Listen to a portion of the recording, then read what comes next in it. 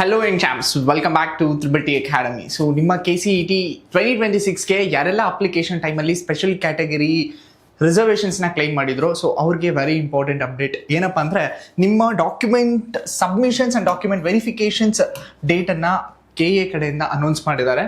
So it's very important those who have claimed special category certificates.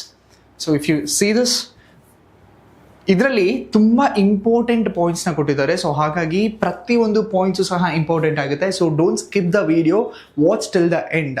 So ಹಾಗೆ ಯಾರೆಲ್ಲ special category certificates ನಿಮ್ಮ friends claim ಮಾಡಿದಾರೋ ಅವ್ರಿಗೂ ಸಹ ಈ ವಿಡಿಯೋನ ಶೇರ್ ಮಾಡಿ, ಸೊ ದಟ್ ಅವ್ರಿಗೂ ಅಪ್ಡೇಟ್ ಸಿಗ್ತಾ ಹೋಗಲಿ and then they should not miss this. Very important, ನಿಮ್ಮ ಡೇಟ್ ಸ್ಕೆಡ್ಯೂಲ್ ಮಾಡಿದ್ದಾರೆ. ಸೊ ಯಾವ್ಯಾವ ಡೇಟಲ್ಲಿ ಯಾವ ಸ್ಪೆಷಲ್ ಕ್ಯಾಟಗರಿ ಸ್ಟೂಡೆಂಟ್ಸ್ ಹೋಗಿ ಡಾಕ್ಯುಮೆಂಟ್ ವೆರಿಫಿಕೇಷನ್ಸ್ನ ಮಾಡಿಸ್ಕೊಬೇಕು ಆ್ಯಂಡ್ ದೆನ್ ಏನೆಲ್ಲ ಡಾಕ್ಯುಮೆಂಟ್ಸ್ ಬೇಕು ಅಂತ ಹೇಳ್ತಾ ಹೋಗ್ತೀವಿ. ವೆರಿ ಇಂಪಾರ್ಟೆಂಟ್ ಆಗಿ ಸ್ಪೋರ್ಟ್ಸ್ ಯಾರೆಲ್ಲ ಕ್ಲೈಮ್ ಮಾಡಿದಾರೋ ಸ್ಪೋರ್ಟ್ಸ್ ರಿಸರ್ವೇಷನ್ಸ್, ಅವರು 5th of May, 6th of May and 7th of May ಹೋಗಿ ನಿಮ್ಮ ಡಾಕ್ಯುಮೆಂಟ್ ವೆರಿಫಿಕೇಷನ್ಸ್ನ ಮಾಡಿಸ್ಬೇಕು. ಎಲ್ಲಿ ಅಂದರೆ that is Karnataka examinations authority 18th Cross ಮಲ್ಲೇಶ್ವರಂಗೆ ಹೋಗಿ ಇನ್ ಪರ್ಸನ್, ಅಂದರೆ ಯಾವ ಕ್ಯಾಂಡಿಡೇಟ್ ಅಪ್ಲೈ ಮಾಡಿದಾರೋ ಅವರೇ ಎಲ್ಲ ರಿಕ್ವೈರ್ಡ್ ಡಾಕ್ಯುಮೆಂಟ್ಸ್ನ ತಗೊಂಡೋಗಿ ನೀವು ನಿಮ್ಮ ಡಾಕ್ಯುಮೆಂಟ್ ವೆರಿಫಿಕೇಷನ್ಸ್ನ ಮಾಡಿಸ್ಬೇಕಾಗತ್ತೆ. And then next CRPF, BSF, ITBP ಯಾರೆಲ್ಲ ರಿಸರ್ವೇಷನ್ಸ್ ಕ್ಲೈಮ್ ಮಾಡಿದಾರೋ ಅವರು 8th of May 2026 ಹೋಗಿ ನೀವು ಕರ್ನಾಟಕ ಎಕ್ಸಾಮಿನೇಷನ್ಸ್ ಅಥಾರಿಟಿಯಲ್ಲಿ ಡಾಕ್ಯುಮೆಂಟ್ ವೆರಿಫಿಕೇಷನ್ಸ್ನ ಮಾಡಿಸ್ಬೇಕಾಗತ್ತೆ. ಡಿಫೆನ್ಸ್ ಆ್ಯಂಡ್ CAPF ಅವರು 9th and 10th of May ಹೋಗ್ಬಿಟ್ಟು ವೆರಿಫಿಕೇಷನ್ ಮಾಡಿಸ್ಬೇಕು.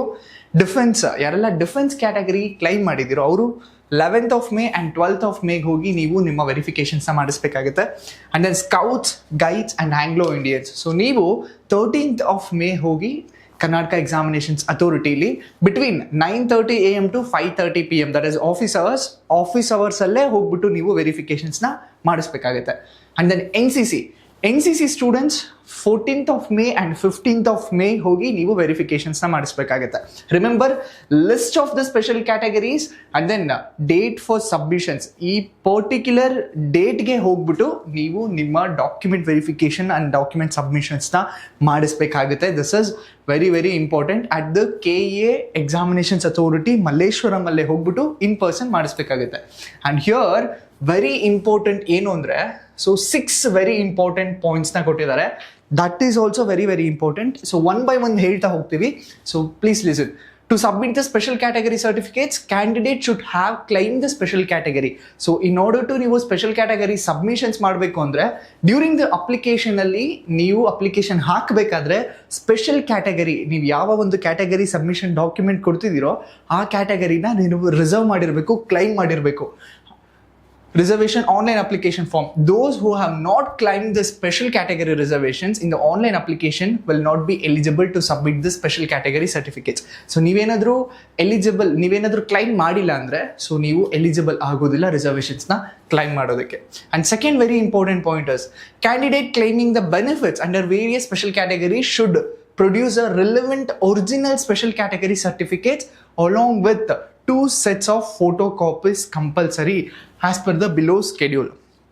ಸೊ ನೀವು ಏನಾದರೂ ಕ್ಯಾಟಗರಿ ಕ್ಲೈಮ್ ಮಾಡಿದರೆ special category, so original document with respect to your category and then 2 sets of copies, ಯಾವ ಒಂದು ಕ್ಯಾಟಗರಿ ಕ್ಲೈಮ್ ಮಾಡ್ತಿದ್ರು 2 sets of photocopies ಕಂಪಲ್ಸರಿಯಾಗಿ ಕೊಡಬೇಕಾಗುತ್ತೆ.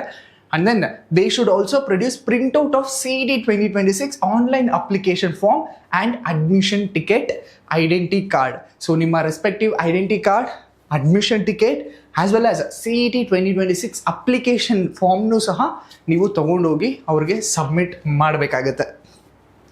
Next, candidate should not send their original special category documents or certificates through post or any other private arrangements. So ನಾನು ಬರೋದಕ್ಕಾಗೋದಿಲ್ಲ, ನಾನು ದೂರ ಎಲ್ಲೋ ಇದ್ದೀನಿ, out ಸ್ಟೇಷನ್ನಲ್ಲಿದ್ದೀನಿ, so ನಾನು ನಮ್ಮ ತಂದೆಗೋ ಅಥವಾ ಬ್ರದರ್ಸ್ ಸಿಸ್ಟರ್ಸ್ ಇವ್ರು ಕೇಳ್ಕೊಟ್ಟು ಕಳಿಸ್ತೀನಿ ಅಥವಾ ಪೋಸ್ಟ್ ಮಾಡ್ತೀನಿ, ಇದು ಯಾವುದೂ ಸಹ ಅಕ್ಸೆಪ್ಟ್ ಮಾಡೋಂಗಿಲ್ಲ. ಯಾವ ಕ್ಯಾಂಡಿಡೇಟ್ ಕ್ಲೈಮ್ ಮಾಡ್ತಿದ್ರೋ ಅವರೇ ಖುದ್ದಾಗಿ ಕರ್ನಾಟಕ ಎಕ್ಸಾಮಿನೇಷನ್ಸ್ ಅಥಾರಿಟಿಗೆ ಹೋಗಿ ನೀವು ನಿಮ್ಮ ಡಾಕ್ಯುಮೆಂಟ್ಸ್ನ ಸಬ್ಮಿಟ್ ಮಾಡಬೇಕಾಗುತ್ತೆ.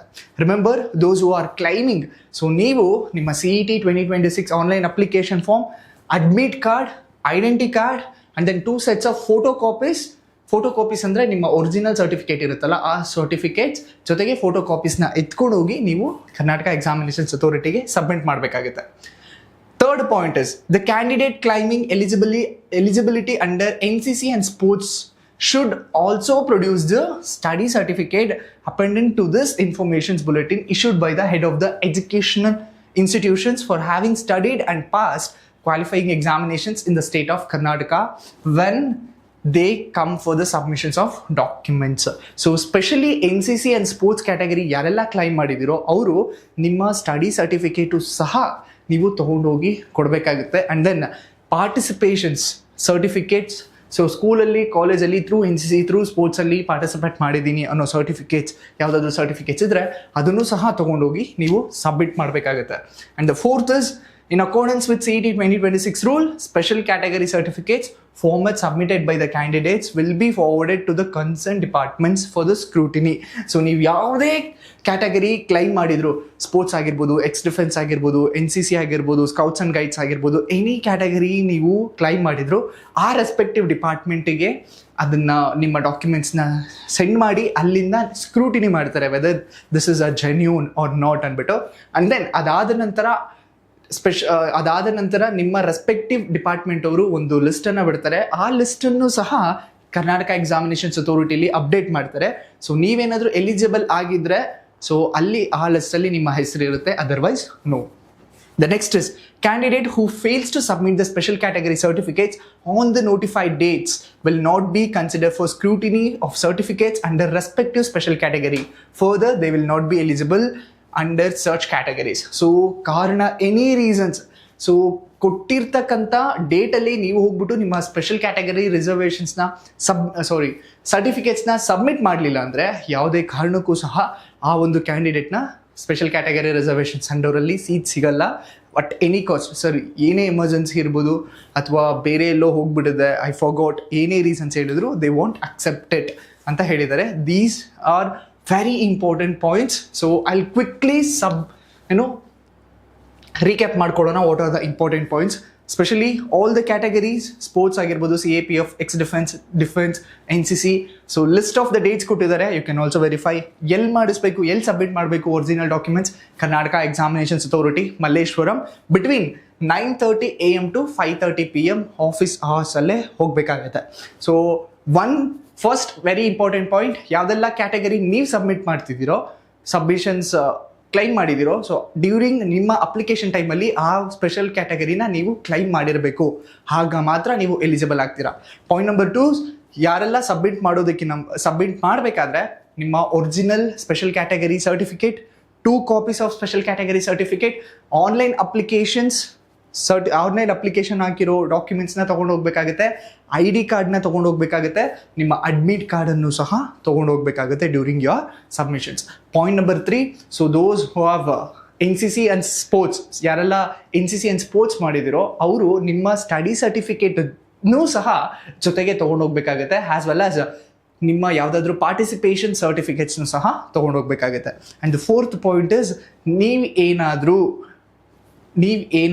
ಈ ಒಂದು special categories list of the ಕ್ಯಾಟಗರೀಸಲ್ಲಿ ನೀವೇನಾದರೂ ಕ್ಲೈಮ್ ಮಾಡಿರಲಿಲ್ಲ ಅಂದರೆ ಅಥವಾ ಕಾರಣಾಂತರದಿಂದ ನೀವು ಸಬ್ಮಿಷನ್ಸ್ ಮಾಡೋಕ್ಕಾಗಲಿಲ್ಲ ಅಂದರೆ ಯಾವುದೇ ಕಾರಣಕ್ಕೂ ನಿಮಗೆ ಸ್ಪೆಷಲ್ ಕ್ಯಾಟಗರಿ ಅಂಡರಲ್ಲಿ, ರಿಸರ್ವೇಷನ್ಸ್ ಅಂಡರಲ್ಲಿ ಸೀಟ್ ಸಿಗಲ್ಲ. So these are the very important points. I hope I am clear. So ಈ ಒಂದು ನೋಟಿಫಿಕೇಶನ್ಸ್ ವೆಬ್ಸೈಟಲ್ಲೂ ಸಹ ಇದೆ, ನೀವು ಸಹ ಒಂದು ಸಲ go through that. And then ಯಾವುದೆಲ್ಲ ಲಿಸ್ಟ್ ಆಫ್ ಡಾಕ್ಯುಮೆಂಟ್ಸ್ ಬೇಕು ಅನ್ನೋದನ್ನು ಸ್ಪೆಸಿಫೈ ಮಾಡಿದ್ದಾರೆ, please go through that. Thank you and all the best.